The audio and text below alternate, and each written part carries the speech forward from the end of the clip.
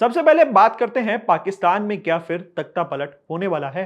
पाकिस्तान में एक बार फिर तख्ता पलट की अटकलें लगाई जाने लगी हैं। अगर ऐसा होता है तो पाकिस्तान में एक बार फिर मार्शल लॉ लगाया जा सकता है।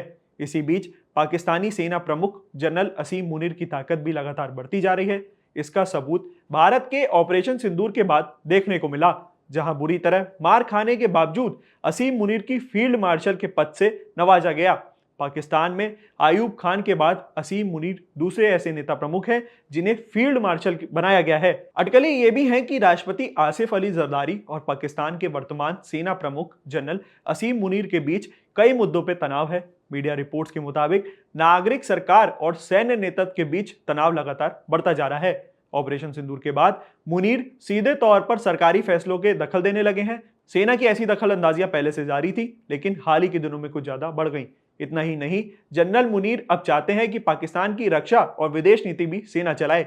अमेरिकी राष्ट्रपति डोनाल्ड ट्रंप के साथ डिनर करने के बाद जनरल असीम मुनीर के हौसले और ज्यादा बढ़ गए हैं। नियुक्तों और शासन की सामान्य दिशा और असहमति के बाद जरदारी और मुनीर के बीच लगातार तनाव बढ़ते जा रहा है और ये वही एक संकेत दे रहा है। मार्च 2024 में दूसरी बार पदभार संभालने वाले जरदारी कथित तौर पर अपने संवैधानिक अधिकार का ऐसा तरीके से इस्तेमाल कर रहे हैं जैसे सेना असहज महसूस कर रही है। राष्ट्रपति ट्रंप सेना से जुड़े फैसले जैसे कि वरिष्ठ नियुक्ति, पोस्टिंग, विदेश नीति पर मोहर लगाने से अनिश्चित सेना को नाराज कर दिया था। इस्लामाबाद और रावलपिंडी के सत्ता गलियारों के अज्ञात सूत्रों के कथित तौर पर पुष्टि की है कि हाल ही के महीने में सेना के साथ राष्ट्रपति जरदारी का टकराव बढ़ता जा रहा है। इसी महत्वपूर्ण मुद्दे पे बिलावल भुट्टो जरदारी द्वारा की गई टिप्पणी, जो आसिफ अली जरदारी के बेटे हैं और पाकिस्तान पॉपुलर्स पार्टी के प्रमुख लीडर हैं। बिलावल ने हाल ही में नामित आतंकी हाफिज सईद और मसूद अजहर को भारत प्रत्यार्पण करने का प्रस्ताव रखा था, जिससे देश में जिहादी समूह नाराज हो गया। इन जिहादी समूह को पाकिस्तान सेना का संरक्षण प्राप्त है।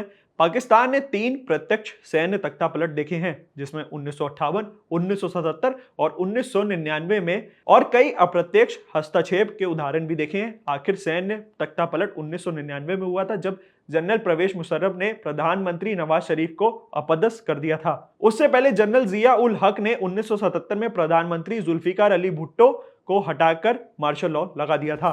तमाम ऐसी न्यूज अपडेट्स के लिए बने रहिए हमारे साथ, देखते रहिए इंडिया.com। कैमरे के पीछे थे हमारे साथी विक्रांत।